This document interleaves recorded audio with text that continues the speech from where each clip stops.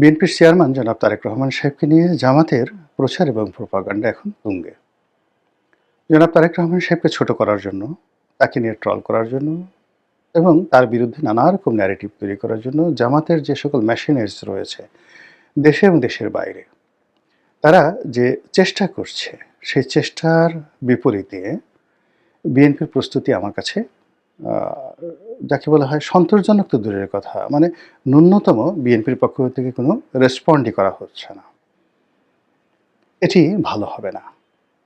যেভাবে তারেক রহমান সাহেবের শিক্ষাগত যোগ্যতা, তার অতীতের কর্মকাণ্ড, হাওয়া ভবন, খাম্বা, লাম্বা, এরপর চান্দা, মান্দা যা নিয়ে যা কিছু ন্যারেটিভ তৈরি করা হচ্ছে এবং তার রাজনীতি, গুপ্ত রাজনীতি, লন্ডনে চলে যাওয়া, লন্ডনে থাকা, আয় রোজগার ইত্যাদি নিয়ে প্রতিদিন রাজনীতির সভামঞ্চে ম্যাটিকুলাসলি বিএনপির যারা লোকজন রয়েছেন তাদের চোখের সামনে, মুখের সামনে, মিডিয়াতে জামাতের যারা নেতৃবৃন্দ রয়েছেন তারা যে সকল কথাবার্তা বলছেন, এতে করে বিএনপির যারা সাধারণ ভোটার রয়েছেন তারা অবদমিত হচ্ছেন।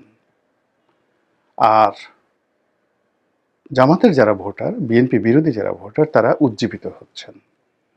এটি প্রচার গেল এবং প্রোপাগান্ডার বিষয় গেল এবং এটার ইফেক্টটা প্রতিদিনই বাড়ছে।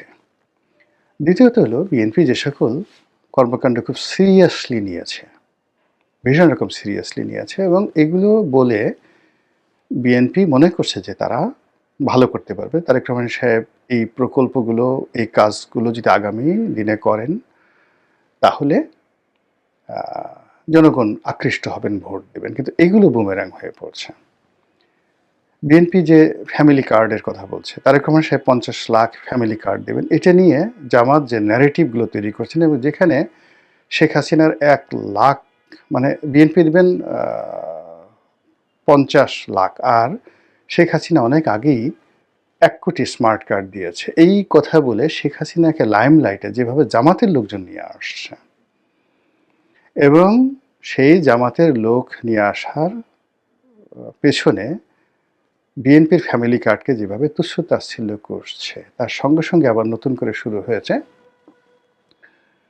জনাব তারেক রহমান সাহেবের খাল কাটা প্রকল্প নিয়ে, আর 50 কোটি গাছ লাগানো প্রকল্প নিয়ে নানা রকম ব্যঙ্গ-বিদ্রূপ শুরু হয়েছে। আমি একটা একটা করে বলছি। প্রথমত খাল কাটা। উনি বলছেন যে 20,000 কিলোমিটার খাল কাটা হবে। এটা নিয়ে জামাত যে কথাগুলো বলছে সেগুলো বিএনপির কর্ণকুহরে হয়তো ঢুকছে না, তারা হয়তো দেখেই নেই অনেকে। তো এই জন্য আমি এই কথাগুলো বললাম যেন বিএনপি এটাকে কগনিজেন্সে নিতে পারে। বিএনপির অনেক লোক আছেন যারা আমার ভিডিও দেখেন নীতি নির্ধারণী পর্যায়ে। এই জন্য জিনিসটা আমার মতো করে তারা যে কথাগুলো বলছে সেটাকে একটা মাঝামাঝি জায়গায় এনে আমি বলার চেষ্টা করছি। প্রথমত জামাত যেটা বলার চেষ্টা করছে যে বিএনপির এই খাল কাটা প্রকল্পগুলো হবে অতীতের যে কোনো দুর্নীতি, যে কোনো অনিয়মের চাইতে 100 গুণ বেশি। কারণ 20,000 কিলোমিটার খাল কাটতে গিয়ে পুরো বাংলাদেশটাকে ফোকলা বানিয়ে ফেলবে এবং এটা হবে মানে আগামী দিনের মানে হাওয়া ভবন ভার্সন স্কাই, অর্থাৎ আগের দুনিয়াতে যে হাওয়া ভবন ছিল এটা আসমান পর্যন্ত এই হাওয়া ভবনের দুর্নীতি ছড়িয়ে পড়বে। এই কথাগুলো এই খাল কাটার মাধ্যমে বলার চেষ্টা করা হচ্ছে। কেন? তারা বলার চেষ্টা করছে যে শহীদ প্রেসিডেন্ট জিয়াউর রহমান সাহেব যখন খাল কাটার উদ্যোগ নিয়েছিলেন তার এই প্রকল্পটা ছিল ব্যর্থ এবং এটার একটা খালও বাংলাদেশে দেখাতে পারবেন না যে জিয়াউর রহমান কেটেছেন সেই খালে এখন পানি আছে বা ওখানে মাটি আছে বা ওটার খালের কোনো চিহ্ন আছে। ফলে ওই সময় রাষ্ট্রের অর্থ ব্যবহার করে তিনি যে কাজটি করেছেন এটা একটা ব্যর্থ প্রকল্প, লস প্রজেক্ট। দুর্নীতির কথা কেউ বলছেন না, কিন্তু লস প্রজেক্ট, অপ্রয়োজনীয় প্রজেক্ট। আর এটাকে তারেক রহমান সাহেব এত বছর পরে এসে একটা সার্থক প্রজেক্ট হিসেবে গ্রহণ করছেন, তার প্রাথমিক যে চিন্তা এটাই রং। দ্বিতীয়ত হলো যে এখন এই মুহূর্তে বাংলাদেশের যে আর্থ সামাজিক প্রেক্ষাপট, সেই প্রেক্ষাপটে খালের বা খাল কাটার কোনো রকম 1% ভায়াবিলিটি নেই। কেন নেই?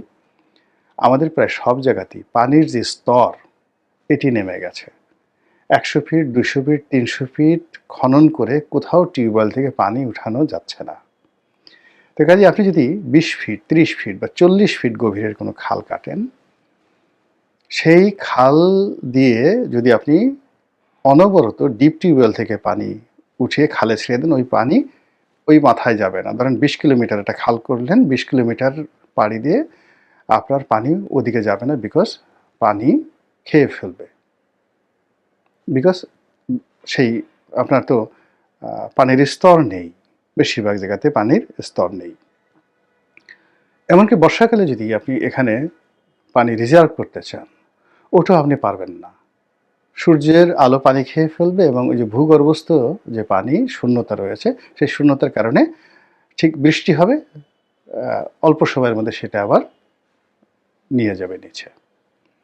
3 নম্বর হলো যে আমাদের এখন যে কৃষি ব্যবস্থা, সেই কৃষি ব্যবস্থাতে প্রতি ইঞ্চি জমির মূল্য এত বেশি যে এখানে কোনো আবাদি জমির মধ্য দিয়ে বা কোনো একটা এলাকা দিয়ে খাল খনন করে কোনো রকম এখান থেকে শুভ ফল পাওয়া সম্ভব নয়। তো কাজে এই যে খাল কাটার নামে 20,000 কিলোমিটার খাল কাটার নামে যা কিছু বলা হচ্ছে, এটা মূলত দুর্নীতি, অনিয়ম করার একটা প্রকল্প হবে এবং এটার কোনো রকম বাস্তবতা নেই। কোনো অংশে এটি বাংলাদেশের জন্য ভায়াবল কেউ প্রমাণ করতে পারবে না। এমনকি আমাদের যে এখন কৃষিভিত্তিক অর্থনীতি বা সেচ ব্যবস্থা, যেটা একটা সময় খাল কেন্দ্রিক ছিল, নদী কেন্দ্রিক ছিল, এখন এটা অ্যাবসলিউটলি, এখন দেখেন অনেক জায়গাতে কিন্তু ওই যে বললাম ভূগর্ভস্থ পানি নেমে যাওয়ার কারণে কাঁচা ড্রেনও করে না। অনেকে সব জায়গাতে কৃষি জমিতে পানি দেওয়ার জন্য পাকা ড্রেনের ব্যবস্থা করতে হয়। পাকা ড্রেন ছাড়া পানি কৃষি ক্ষেত্রে গিয়ে পৌঁছে না, তার আগেই পানি শেষ হয়ে যায়। তো এই জিনিসটি তো তারেক রহমান সাহেব 17 বছর বিদেশে ছিলেন, তার যারা এক্সপার্ট আছেন তাদের এই জিনিসটা বোঝার কথা। কাজে নতুন করে এই খাল কাটা প্রকল্প আসলো কেন? এরপর দ্বিতীয়, আপনাদের মনে আছে যে 2001 থেকে 2006 সনে তারেক রহমান সাহেবের একটা মানে প্রকল্প ছিল, আলোচিত সমালোচিত প্রকল্প ছিল, ছাগল প্রকল্প। তো এখন সবাই জামাতের লোকজন বলছে এই যে খাল কাটা দিয়ে শুরু হলো, এরপরে তারা বলবে আমরা ছাগল লালন পালন করব, ছাগল প্রকল্প। আর ছাগল প্রকল্প বাংলাদেশে এখন একেবারেই, মানে যদি শেখ হাসিনার জামানাতে একটা ওয়ান অফ দ্য সাকসেসফুল প্রকল্প তারা করতে চেয়েছিল, একটি বাড়ি একটি খামার, শুনতে দেখতে বুঝতে অসাধারণ। বিশ্বাস করেন হাজার হাজার কোটি টাকা লোপাট হয়েছে। একটা সিঙ্গেল, মানে একটি বাড়ি একটি খামার প্রকল্প তারা করতে পারেনি। তো কেন? এর কারণ হলো যে এখন আসলে কেউ যদি 10টা ছাগল লালন পালন করতে চায় বা 2টো গরু লালন পালন করতে চায়, একটা খামার করতে চায়, এটা আমাদের এই বর্তমান সমাজে ভায়াবল নয়। ছাগলের ঘাস, ছাগলের খাবার এবং ছাগল থেকে শুরু করে এখন গরুর অসংখ্য রোগ বালাই হয়। ছোট ছোট খামারিরা তাই দেখা যাচ্ছে যে গবাদি পশু লালন পালন করতে পারে না এবং প্রায়ই গরু মারা যায়, ছাগল মারা যায়। তারপরে শেষে 5 বছর একটা গরু লালন পালন করে বা 2 বছর একটা ছাগল লালন পালন করে তার পিছনে তার যে কস্টিং যায়, সেই কস্টিংয়ে সে বিক্রি করতে যায়, এগুলো কাজ হয় না, মানে অনেক লস হয়ে যায়। ফলে অনেক বাড়িতে গ্রামগঞ্জে শখের বসে কিছু মুরগি লালন পালন করে, গরু লালন পালন করে, এটা জাস্ট নেহার শখের বসে, গ্রাম্য যে গৃহস্থ মন মানসিকতা। কিন্তু কমার্শিয়াল যে ভায়াবিলিটি, এটা হয় না। এখন এটা চলে গেছে বড় বড় খামারিতে, যারা কমার্শিয়ালি এই ধরনের খামার পরিচালনা করতে পারেন। কোটি টাকা থেকে শুরু করে হাজার কোটি টাকার প্রকল্প এখন বাংলাদেশে চলছে। তো কৃষিক্ষেত্রে, তারপরে শেষে পোলট্রি ক্ষেত্রে, তারপরে মাছ চাষের ক্ষেত্রে মেগা প্রকল্পগুলো এখন তারা ভালো করছে। বেঙ্গল মিট ভালো করছে, প্রাণ ভালো করছে। তারপরে শেষে অন্য যে সকল কর্পোরেট হাউস এখানে এগিয়ে এসেছে, এসিআই থেকে শুরু করে অন্যান্য প্রতিষ্ঠান, তারাই এখানে ভালো করছে। এখানে এখন ক্ষুদ্র কৃষি বা ক্ষুদ্র খামার এটা একেবারে সম্ভব নয়। ফলে যদি তারেক রহমান সাহেবের মাথা থেকে আবার সেই ছাগল প্রকল্প বের হয়ে যায়, তখন জামাতের লোকজন 32টা দাঁত বের করে কিলবিলিয়ে হাসবে যে দেখো দেখো দেখো, বলছিলাম না। সেকেন্ডলি আর একটা ঘটনা ওই সময় ঘটেছিল, যখন সরকার পতন আন্দোলনের তুঙ্গে, বিভিন্ন রকম তুঙ্গে, সরকার পতন হয়ে যাওয়ার বোধহয় সপ্তাহখানেক আগে, তখন প্রয়াত আরাফাত রহমান কোকো এবং জনাব তারেক রহমান সাহেব দুজনে ক্রিকেট খেলছিলেন। দেশ যখন সারা দেশে উত্তাল, এই শেখ হাসিনার পতনের 3-4 দিন আগে যেরকম অবস্থা ছিল ওইরকমই সরকারের বিরুদ্ধে আন্দোলন সারা বাংলাদেশে ছড়িয়ে পড়েছিল। তখন নিজে রিল্যাক্স হওয়ার জন্য বা তারা যে ভীত সন্ত্রস্ত নন, তারা এগুলো আন্দোলন কেয়ারই করছেন না, এটা প্রমাণ করার জন্য 2 ভাই ক্রিকেট খেলছিলেন। তখন সাংবাদিকরা প্রশ্ন করেছিল যে, এই আন্দোলন নিয়ে আপনার মতামত কি? তিনি বললেন যে, আন্দোলন নিয়ে আমি ভাবছি না। তাহলে কি নিয়ে ভাবছেন? বলে, আমি খেজুর নিয়ে ভাবছি, খেজুর চাষ নিয়ে ভাবছি। কি খেজুর? সৌদি আরব থেকে সেই খেজুর এনে বা খেজুরের গাছ এনে বাংলাদেশে কিভাবে আবাদ করা যায় এই চিন্তা করছি। ভালো কথা। এখন এই যে আমাদের দেশে কি হচ্ছে? আমাদের দেশে এই মুহূর্তে বাংলাদেশে কিন্তু খেজুর চাষ প্রকল্পটা বেশ লাভজনক। সৌদি আরব থেকে অনেক কৃষক বাংলাদেশ থেকে গেছেন, সৌদি আরব থেকে এগুলোর প্রযুক্তি শিখে এসে বাংলাদেশে দিতে আসছে, তারা এই খেজুর চাষ করছেন এবং সবাই লাভজনকভাবে এই পেশাটাকে নিয়ে গেছেন। অনেকে মানে 30-40 হাজার টাকা করে একটা খেজুরের গাছ কিনে নিয়ে তারা এই সৌদি খেজুর চাষ করছেন। এটা খুব কমার্শিয়াল ভায়াবিলিটি কতটা আছে আমি বলতে পারবো না, কিন্তু বাড়িতে সৌদি আরবের একটা খেজুর গাছ আছে এবং সেখান থেকে খেজুর হচ্ছে, এটা দেখে অনেক খামারি, অনেক বাড়িওয়ালা, অনেক জমির মালিক তারা খুব আনন্দ পাচ্ছেন, তৃপ্তি পাচ্ছেন। তো তারেক রহমান সাহেব এটা ওই সময় চিন্তা করেছিলেন, ভালো কথা, এটা তো এখন বাস্তবে হয়ে গেছে।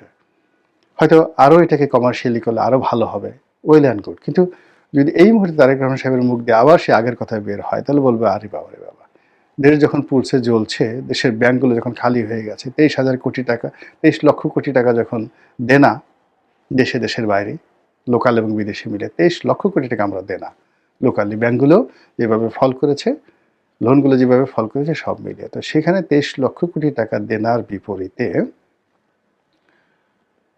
যদি কেউ খেজুর গাছ নিয়ে চিন্তা করে, খেজুর প্রকল্প নিয়ে চিন্তা করে, তাহলে এর সাথে খেজুরের আলাপ আর হতে পারে না। তখন বলবে যে তার মাথা থেকে এই সমস্ত খেজুরের জিনিস বের হচ্ছে। তো এই বিষয়গুলো মানে জামাত শুরু করছে বা শুরু করবে, নিশ্চিত আপনি লিখে রাখেন। আর শুরু তারা যে করেছে এটার আওয়াজ এখনো বিএনপির লোকদেরকে যাকে বলা হয় এখনো তাদের মধ্যে সাড়া ফেলেনি। তারা বুঝতে পারছে না যে এটার পরিণতি কী হবে। এরকম 3-4টি ন্যারেটিভ 24 ঘন্টা থেকে 48 ঘন্টার মধ্যে অনেক কিছু, অনেক সিদ্ধান্ত গ্রহণ, অনেক পরিবেশ পরিস্থিতি থেকে শুরু করে অনেক সংঘাতময় পরিস্থিতি তৈরি করতে পারে। আপনাকে যদি কেউ একজন লোক হঠাৎ করে, আপনি একজন ভদ্রলোক পেট ভরে খেয়ে আসছেন খাসির মাংস দিয়ে, খাসির চাপ দিয়ে, অথবা খাসির সেই লেগ রোস্ট, আল রাজ্জাক থেকে লেগ রোস্ট দিয়ে আপনি খেয়ে আসছেন, খেয়ে এসে এমন একটা লোক কথাবার্তা বললো, মেজাজ গরমে সেটা আপনি বমি করে দেবেন, সব বের হয়ে যাবে পেট থেকে। এখন প্রত্যেকটা লোক যারা এখন রাজনীতির ময়দানে রয়েছেন, নির্বাচনের ময়দানে রয়েছেন, তারা এক্সট্রিম পর্যায়ে উত্তপ্ত অবস্থায় আছেন। এখানে একটা ডিম কেউ মারলে মাথা ফেটে যায়, মানে মানুষের বুদ্ধি শুদ্ধি এখন এমন একটা পর্যায়ে চলে আসছে যে আপনি যদি কারো মাথায় একটা ডিম মারেন, সে সঙ্গে সঙ্গে ভয়ে অভিনয় করতে গিয়ে বা প্রতিপক্ষের সহানুভূতি লাভের জন্য সে বলে যে ডিম লেগে আমার মাথা ফেটে গেছে, আমার ঘাড়ের হাড্ডি ভেঙে গেছে, আমার হাত ভেঙে গেছে, ব্যান্ডেজ লাগিয়ে ঘুরতে থাকবে। তো এইরকম পরিবেশ পরিস্থিতিতে মানে মানুষ পড়ে যায়। অনেক সময় দেখা যাচ্ছে না, আমরা খুব মানে মস্কারা করে বলতাম যে চোখ বুজে সে খুব লজ্জা পাচ্ছে, চোখ ঢেকে আছে, খুব লজ্জা পাচ্ছে, ওদিকে সে উলঙ্গ হয়ে সে ঘুরে বেড়াচ্ছে, তার সর্বাঙ্গ দেখা যাচ্ছে, কিন্তু তার ভীষণ লজ্জা। আপনি তার সামনে একটা লজ্জার কথা বলছেন, লজ্জায় সে চোখ ঢেকে ফেলছে, এরকম একটা অবস্থা। এখন এই যে একটা উত্তপ্ত অবস্থার মধ্যে মানুষ যখন অস্থির, রাজনৈতিক দলগুলো আরও অস্থির, মেজাজ হারাচ্ছে, কখন কি বলা দরকার, কি করা দরকার, এই জিনিসগুলো না ভেবেই একটার পর একটা কর্মকাণ্ড করে যাচ্ছে, ঠিক সেই সময়টাতে যখন আপনাকে টিটকারি করে, মস্কারা করে কেউ একটা মারাত্মক আক্রমণ করবে, বা ছোট্ট একটা ডিম, মুরগির ডিম, একটা টিকটিকের ডিম আপনার মাথার উপরে ফেললো, আপনি মনে করলেন যে ও মাই গড, অ্যাটমিক বোমা ফেলেছে, বা হাতুড়ি দিয়ে একটা পিটুনি দিয়েছে, কাজে আপনি হাউ মাউ করে কান্নাকাটি শুরু করলেন। ওই যে অনেকগুলো প্রাঙ্ক ভিডিও আপনি দেখবেন যে একজন মহিলা বা একজন পুরুষ যাচ্ছে, যাওয়ার পর তার পাশ দিয়ে একটা কুকুর একজন লোক নিয়ে যাচ্ছে, ট্রেন কুকুর। তো কুকুরটা যখন পিছনে গেল, মেয়েটা দেখলো যে কেউ একটা কুকুর যাচ্ছে, হঠাৎ করে কুকুরটা ঘেউ করে শব্দ করলো। কুকুর কিন্তু কিছুই করে না, কুকুর চলে গেছে। পিছনে যে লোকটা দাঁড়ানো থাকে সে করলে কি, হাতে কতগুলো রক্ত মেখে ওই মহিলা বা পুরুষের পায়ে একটা ছোট খামচি দিয়ে দিল। মুহূর্তের মধ্যে ওই ভদ্র মহিলা বা পুরুষ এমন কান্না শুরু করলো, মনে হয় কুকুরে কামড় দিয়ে তাকে রক্তাক্ত করে ফেলছে, সে সঙ্গে সঙ্গে চিৎ হয়ে পড়ে গেল। এটা হলো মানুষের সাইকোলজিক্যাল একটা অবস্থা। এই যে আমাদের যে সাপে কামড় দেয়, শতকরা ৯৯% সাপ কিন্তু নির্বিষ, বিষ থাকে না। কিন্তু ওই যে সাপে কামড় দিয়েছে, এই ভয়ে ৯৯% লোক বিষ আক্রান্ত না হয়ে হার্ট অ্যাটাকে মারা যায়। সাপে কামড়ের যত রোগী মারা যায়, ৯৯% রোগী মারা যায় হার্ট অ্যাটাকে, সাপের বিষে নয়, ভয়ে। তো ওইরকম যে একটি অবস্থা এখন চলছে বাংলাদেশে বিএনপিকে রাগিয়ে দেওয়ার জন্য, এর কারণে বিএনপির সাথে তো শক্তিতে পারবে না যারা, বিএনপির সঙ্গে যারা জনপ্রিয়তায় পারবে না, তারা বিএনপির বিরুদ্ধে কৌশল প্রয়োগ করে বিএনপির জনপ্রিয়তাকে ধস নামানোর চেষ্টা করবে এবং বিএনপির মেজাজ গরম করে দিয়ে এমন একটা কাণ্ড যেন বিএনপি করে বসে, সব মানুষ যেন সিসি করতে থাকে।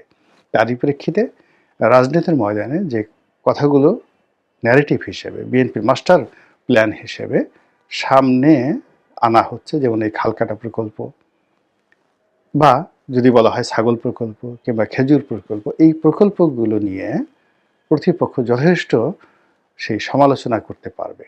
তো কাজেই বিএনপি যেটা অনিবার্য, তারা বিজয়ী হবে, তাদেরকে স্বপ্ন দেখাতে হবে না, কোনো কিছু করতে হবে না। এমনকি যে তারা বলছে, আর একটা ভিডিও করবে সেটি নিয়ে, তারেক রহমান সাহেব বলছেন তিনি চাঁদাবাজি বন্ধ করবেন ক্ষমতা আসলে। তো তিনি যেখানে চাঁদাবাজির ৯৯% অভিযোগ, 99.99% অভিযোগ বিএনপি নেতাকর্মীদের বিরুদ্ধে এই মুহূর্তে, তো তিনি যদি বলেন যে আমি চাঁদাবাজি বন্ধ করব, তো এর চেয়ে হাস্যকর আর কোনো কথা হতে পারে না। তো কাজেই এগুলোর ব্যাপারে, কথা বলার ব্যাপারে চিন্তা ভাবনা করে যদি কথা বলা হয়, আগামীতে যে 10 দিনের সময়